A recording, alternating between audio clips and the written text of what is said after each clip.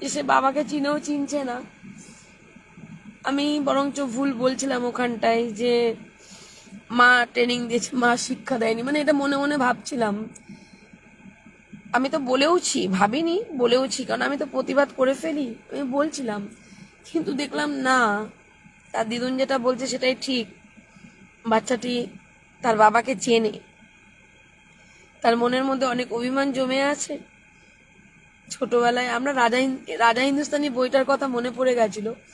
রাজা হিন্দুস্তানি বইয়ে সেই আমির খান ওই করিশ্মা কাপুরের কাছ থেকে যখন ওই সন্তানটাকে কেড়ে নিচ্ছিল, মনে আছে ওই সিনটা? আমি তো ওই দুটো দুটো বই দেখেছি, তাছাড়া আর কোনো কিছু বলতে পারবো না। তো ওই জায়গাটা একটু, ওই সিনটার কথা মনে পড়লো, যখন ওই বাচ্চাটি বলছে না, তোমার মনে আছে যখন তুমি মাকে গলা টিপে ধরেছিলে, আমার হাঁটুতে লেগেছিল।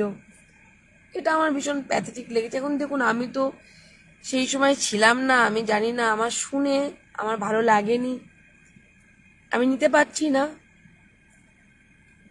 বাচ্চাটা খুবই ব্রেনি, খুবই ব্রেনি। এবং কি,